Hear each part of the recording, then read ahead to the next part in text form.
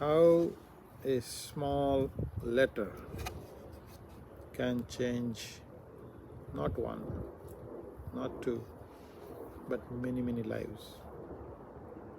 How a short letter, small letter with few words on it can change the lives of many, many families over few generations. This is a story about one boy who grew up in one small village in Maharashtra. His parents passed away when he was 3 years of age, and in his small village, he had only school only till fourth grade. So, and by the way, you're talking 1930s. This is a real story. So he finishes his fourth grade. For fifth and sixth grade, he has to now go to another place, which is about 6 miles or 9 kilometers away.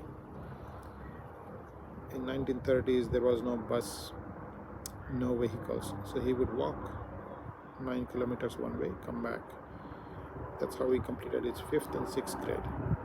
But after sixth grade, even that bigger town did not have any school. So what is this boy to do? There's no school, no parents to take care of, no money to go to big city. So he learns about one individual who had faced similar hardships some 25 years prior to him. And so he writes this letter. And at the time, in the 1930s in India, they used to have these connected letters. Basically, you would write on this part of the letter, and then you would write your address on the other part of the letter. And together, you would mail it. And the receiver would read this, rip it off, and then on this one, they would write their reply and send back, just so that the receiver doesn't have to spend any money to buy that letter. And the address is already written. So interesting arrangement they used to have that. So he finds out about this man. He writes him a letter and says, "Hey, I'm really interested in studies. I want to learn. For the past 2 years, I have been taking care of the cows because there is no school in my town. But I want to learn. I've already wasted 2 years of my life. Can you help me?" So this man, sitting 2,000 kilometers away, he reads that letter, and he writes the response back and says, "Well, we also don't have a lot of money, but you come to my town and we will see what we can do." So this boy is now excited. He sees this letter and he says, "Wow, somebody is actually ready to help me." So he finds out, where does this man live? His town was about 45 kilometers away. Now again, there is no bus, there is no vehicle to go there.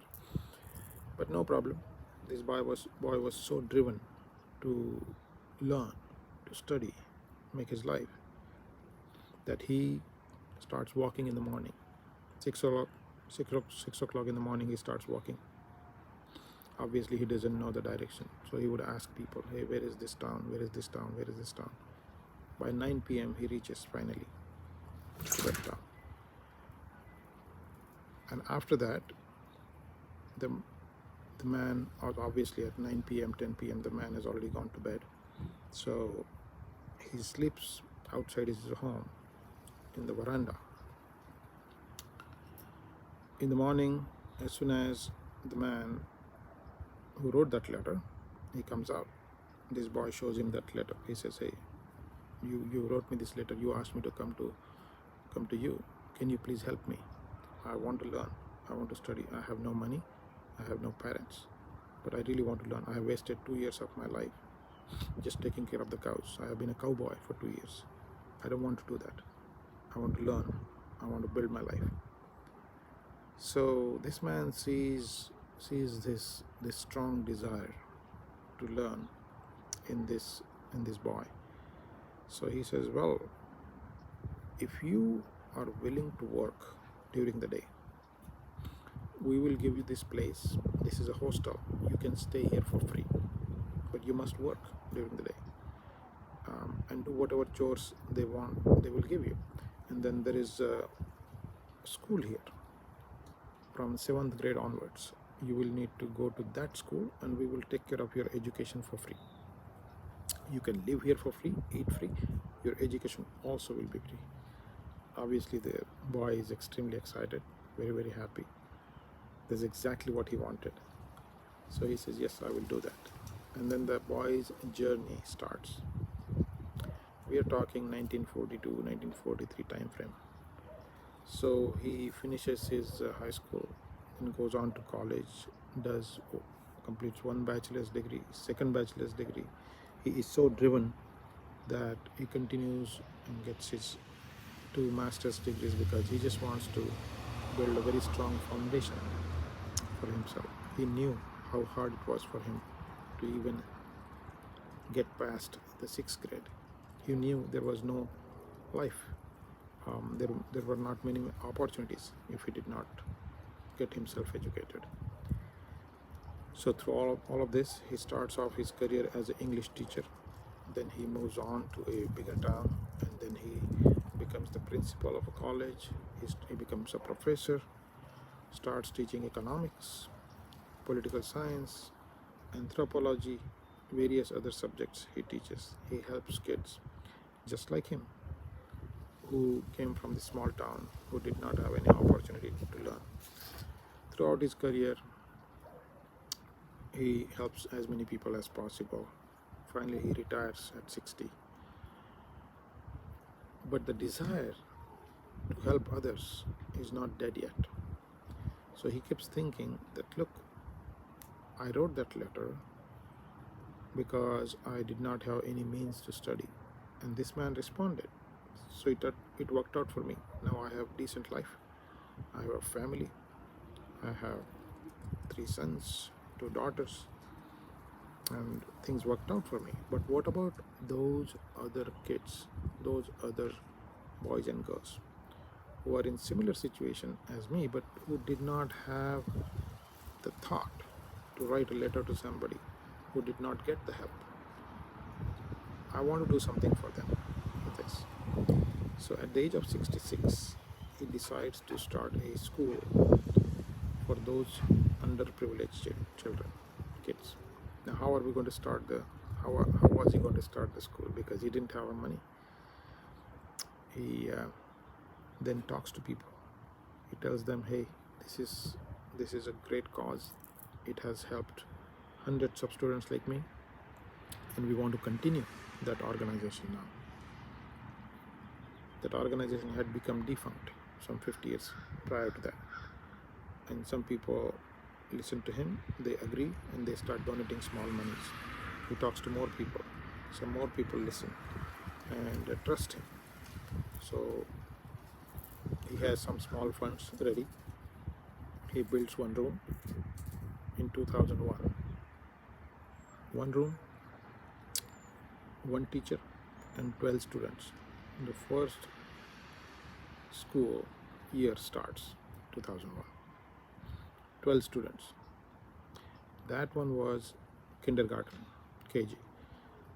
Each year from then on, they would add one more class. They would go on from 1 room to 2 room to 3, 4, 5. Like that, the school reached the 10th grade by 2012, 2013 time frame.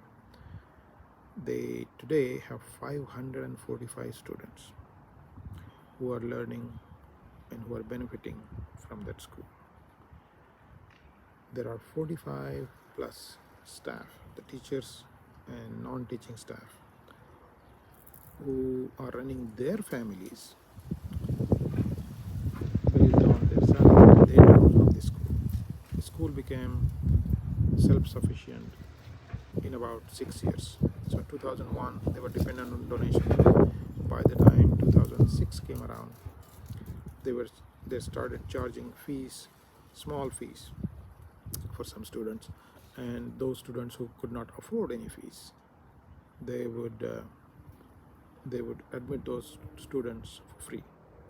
So anybody could walk into the school and your education was guaranteed, whether you had money or not. That is still true.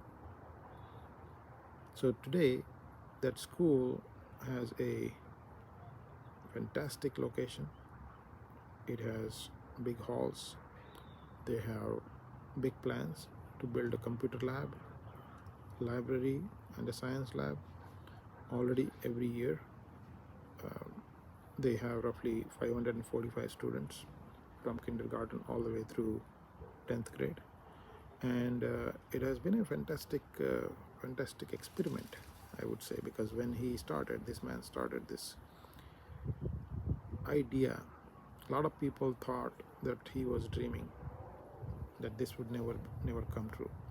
Nobody would give him any money. This thing would not even see the daylight. But this man persevered. Money came from all directions in terms of donation, because people trusted his conviction, people trusted his passion.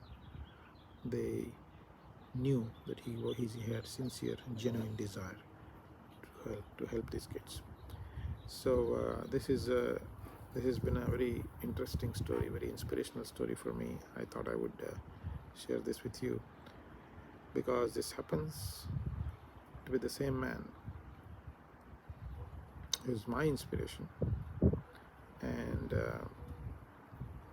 inspiration for my family, inspiration for my extended family, and